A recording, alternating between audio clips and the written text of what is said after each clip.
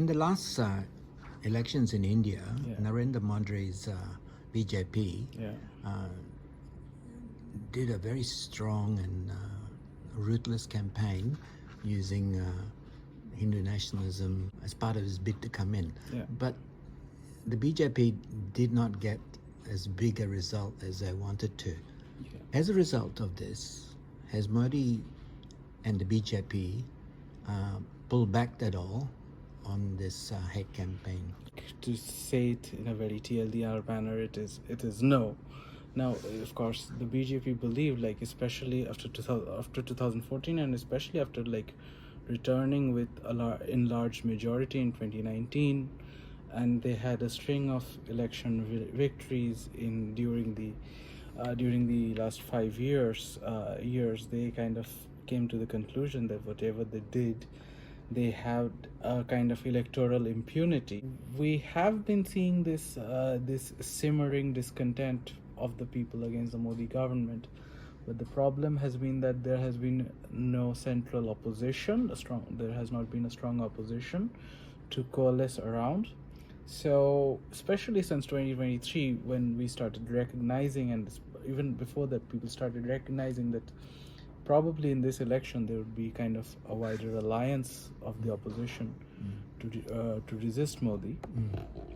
And that is what came about. Like in our party Congress, we tried to bring in large parties in the opposition back in February 2023, and some of them came over. Some of the people who came over again went back to Modi.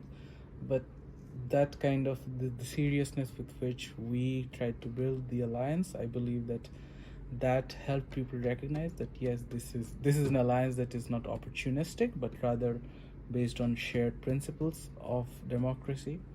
And this has kind of in turn spurred the defense of the constitution, of the Indian constitution in itself, as the principle again which stands against what the BJP stands for, that is unrestricted Hindu nationalist fascism. But of course, fascists do not recognize election defeats. So like even when it was not clear that their allies would support them, you found their supporters saying that, oh, we will just buy a number of MPs from the opposition. So you see this almost this culture of impunity that the BJP has, that they even when they lose an election, they are going to talk about they are not going to consider that as a loss. But in the parliament, they have had a setback. To be very, like, laws that they would have passed like a year back, they would have passed without even consulting the parliament. Now they have had to withdraw the broadcast bill. There has been a huge debate on the what is called the Waqf Board bill, which deals with Muslim people's properties, and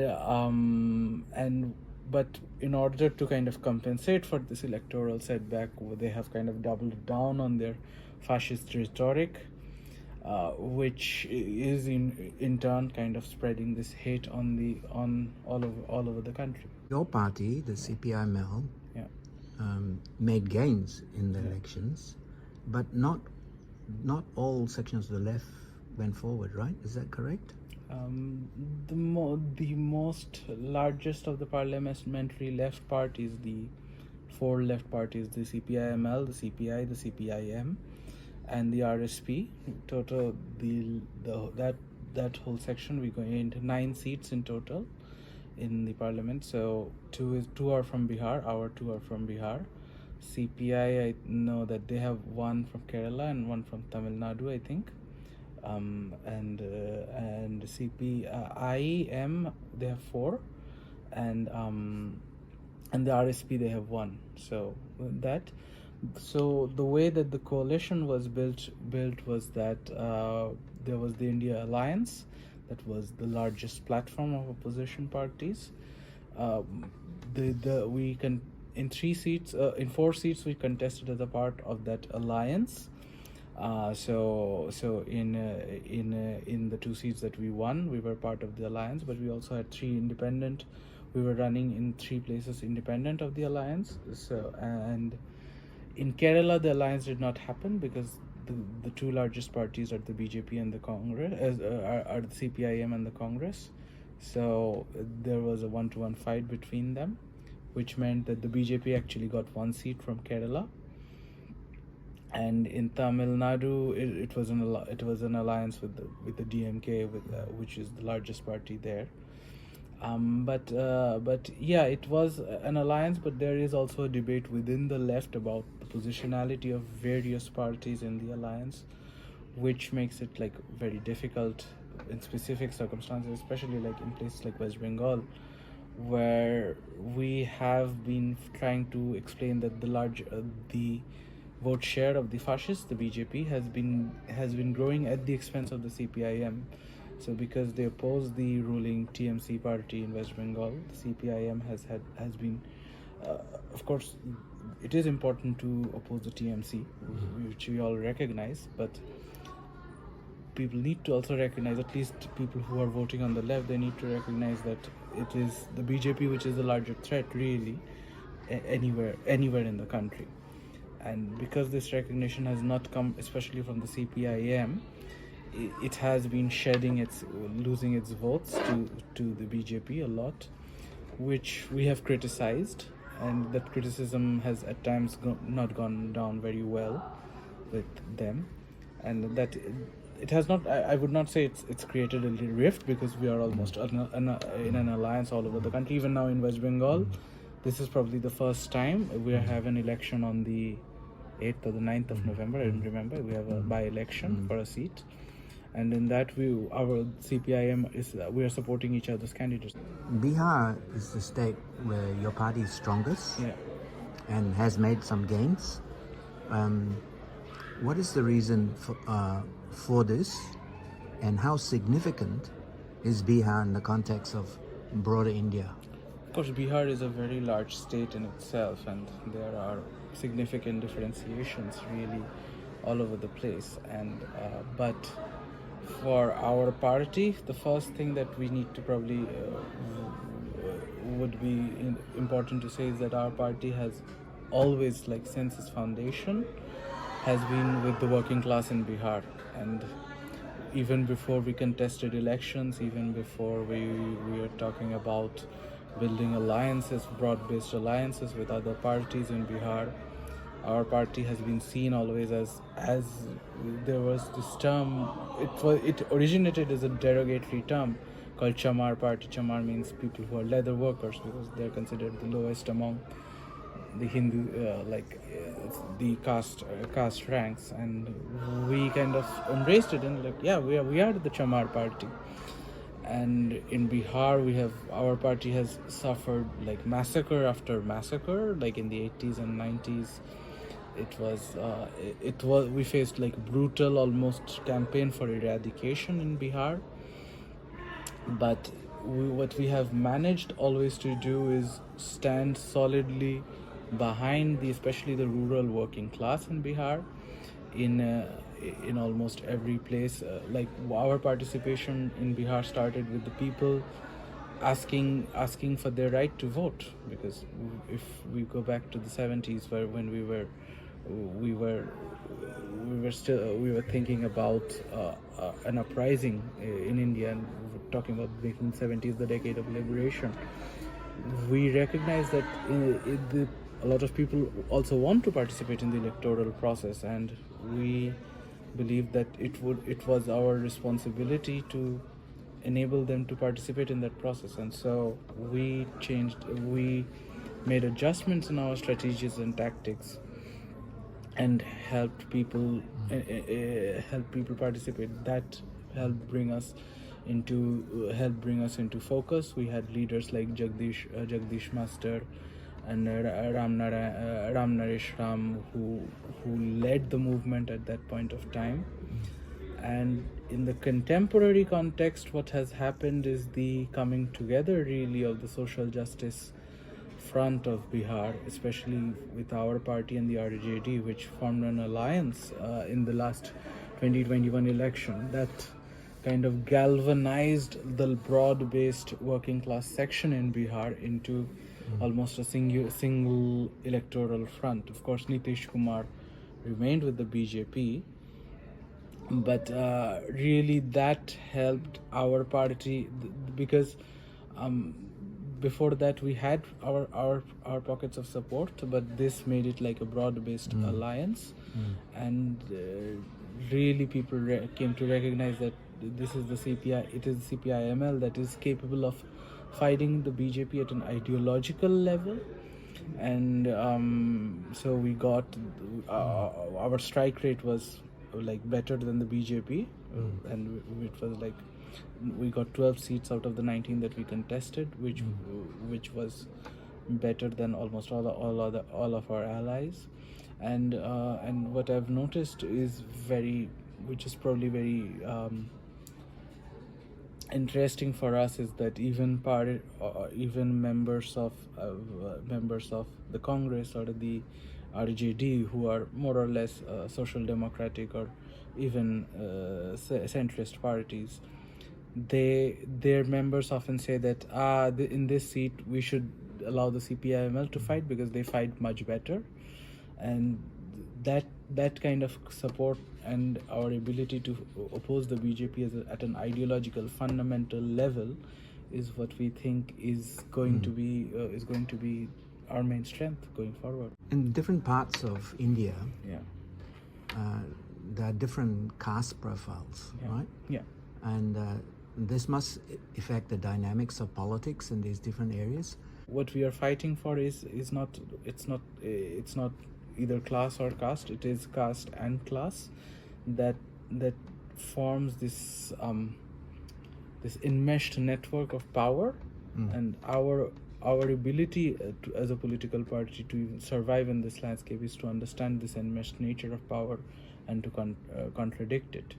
So we have been, for example, in practical terms, we have been demanding one thing. For example, is the Rohit Act in universities, where we have seen this series of suicides by Dalit students, and we have been demanding a framework in place where Dalit students can go and complain about the kind of atrocities they've been facing in campuses. In many parts of Bihar, Jharkhand more specifically, but in generally as well, we have been demanding this redistribution of land. We have been demanding one of our central demands that have emerged in the past few years, but it has been a demand for the longest time for us, has been to conduct a caste census where we really understand, because we have now come to recognize that the 50% reservation affirmative action that India has is not enough for the vast majority of the people who are Dalits actually. So we are demanding a caste census and a reorganization of the reservation system based on that demand. What about the rise in some states of caste identity capitalist parties? How significant is Yes, this?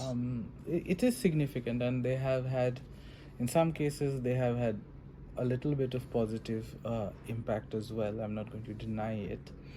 But the problem with them is, of course, that especially like in a place like Uttar Pradesh, where BSP, the Bahujan Samaj Party, which really had been a dominant force for decades, they have failed to really live up to the fascist assault, because once you are unable to recognize this crisis in a crisis in capitalism, it really lays them bare to the kind of polarization that happens, especially the anti-Muslim polarization, and they have not been able to resist it probably as strongly. And in some instances, we have seen Dalit intellectuals starting to parrot BJP talking points just in order to kind of preserve some semblance of relevance. In Bihar, the situation is probably a bit different, in that in Bihar, of course, our party lost lost some of its electoral support back in the 80s and 90s to the JDU, the Janata Dal formation, so the JDU and the RJD, which now are Nitish Kumar. But of course, in the past decade, of course, as people have started to recognize that the fight that we were fighting back in the 90s are now the things that everyone is fighting, we have slowly started to win this back. There's been a rise of a strong movement focus around a number of rapes and sexual assaults over previous years. Yeah. How significant is this in the broader politics of India today? Yeah. And specifically, what is the role of young people and students in this campaign? I think one of the mistakes that many academics and even like journalists make is that to think of these campaigns as like either spontaneous or like happening out of the blue, because they are not. If you look at, say for example, the campaign against sexual violence against Dalit women, and our party has, as I mentioned earlier, that one of the core principles of Izzat was that, you know, women, the kind of violence, sexual violence that what you would probably call the right of the first night, where women who are married, who are to be married, could be raped by the landlords, was one of the things that we were resisting at the very first instance of our fight. And really, sexual violence, the Indian state has used sexual violence for a very long time as a mechanism of control in Kashmir, in Dantewada, in Manipur, in Mizoram, and all these places. So and people have been mobilizing against it for a very long time. What we see, especially, and more recently, of course, in the BJP ruled states of, say for example, in Uttar Pradesh, we saw the not only the sexual assault, but the kind of culture of impunity that exists, where people are in I think Kathua in Uttar Pradesh, where people marched with the Indian flag, shamefully marched with the Indian flag in support of the rapist. And even in the case of these protesters in the Indian wrestlers who were protesting against sexual violence, really the way that they were treated like on the streets of Delhi is that. And I think that this growing impatience with the Indian state, so when really we saw that the violent rape and murder of this doctor that happened in Arjikar, the hospital, people kind of erupted because it was a constant drip of anger.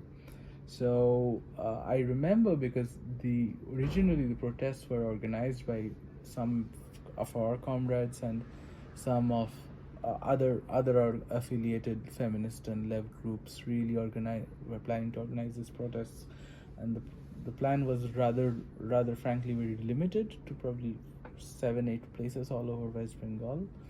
But on the night of the 14th, what erupted was probably the whole state erupted into a protest, and really probably we did not. I don't think I expected this kind of a mass anger.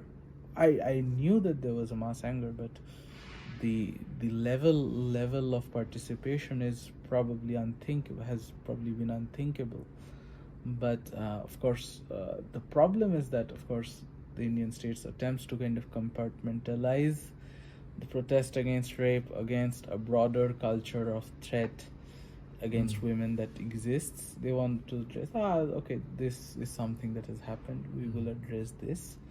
Don't go about talking about everything, which I don't believe people are willing to listen to anymore, this kind of bullshit. In the Indian diaspora and countries like Australia, when Modi comes to visit, he projects himself as a figure of modernization, of rapid progress, rockets and Indian technology and economic prowess.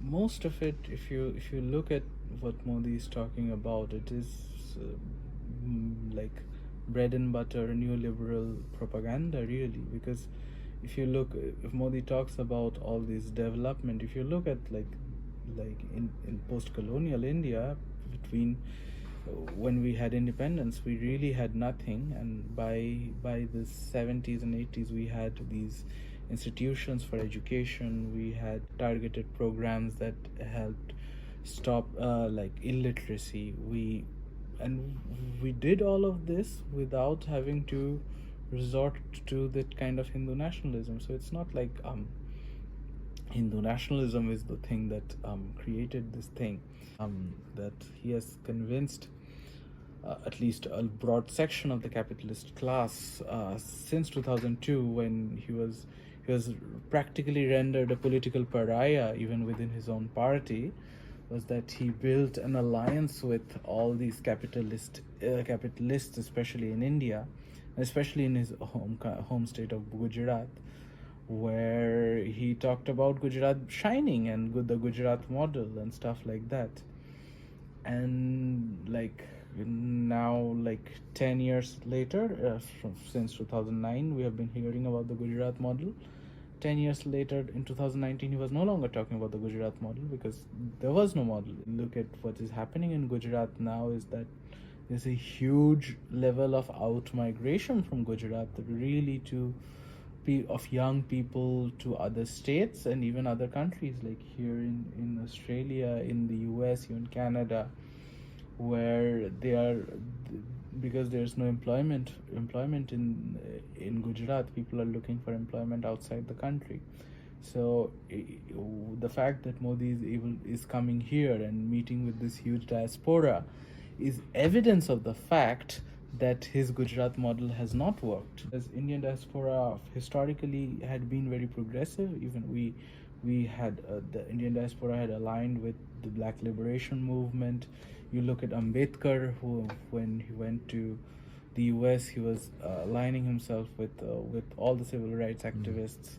Even when our party formed, the Indian diaspora helped our party a lot in the US, but even in the UK. And what Modi has been doing has been trying to increasingly radicalize the diaspora, to the extent that in the UK we saw these riots in Leicester, anti-Muslim riots in Leicester, and they were kind of organized really by Indian groups organizing them in India.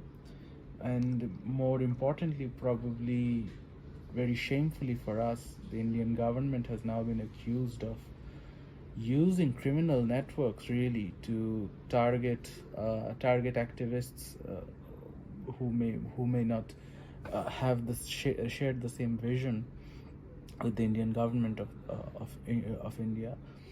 And we have been seeing what we have been seeing is that really the government has been taking away PIO, like the Indian, not the citizenship, but the overseas citizenship cards that we used to get. These cards, they've been revoking it from people who are supporting the opposition. So it is really this utilization of the state mechanism to keep the diaspora in line and organize them in their support. So it is a blatant display of his own failure and simply the use of the state mechanism. And this is exactly how the fascists use the state mechanism to organize the people. On the major social indicators, inequality, landlessness, joblessness, all these things, what is the real record of the Modi era? What the Modi government has been trying to do basically is to move the needle, not move the needle, but move the benchmark. Yeah, move the benchmark, and benchmark in trying to say that these people had this thing and now these people do not have these things. So for example, like employment, earlier we used to have this indicator where people would we would identify people having employment or not based on whether they are either in education or if they're in employment. If these are not the two categories, then we considered them underemployed or unemployed.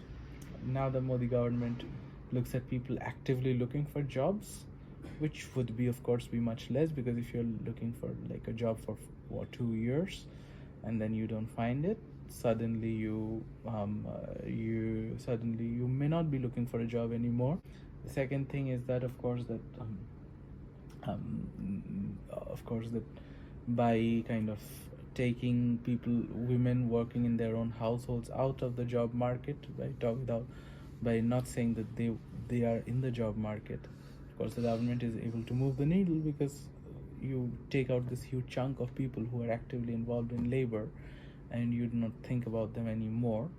And so like I think back in 2019 the youth unemployment was predicted to be around 40%, really, which is a terrifying number. And if you remember during the pandemic, really, that there was this huge, probably millions of people from Delhi and all these large cities, they were marching these probably hundreds and thousands of kilometers to their villages, back to their homes. And that gives you an idea of really the amount of crisis that there is in India, because we saw that and the only reason probably that India survived the pandemic is that we had this dynamic agricultural sector which could absorb this huge number of workers who were suddenly out of a job, and the agricultural sector could absorb this thing and save the Indian economy. And the first thing that the Modi government does after the pandemic is try to bring in these 3 farm laws that would devastate the farming sector, that would lead to huge levels of consolidation in land holding. And that is really also the something that's been happening. People are students, people who are migrating from India to Canada or Australia or any of these countries. They are mortgaging their land to go and study and probably like earn a little bit of money. It's not like India suddenly needs to send everyone abroad. It is just the kind of crisis that the Modi government has been creating. And more specifically, like I don't know if you have read about this. Like, Indian government is now having labor contracts with the far right governments in places like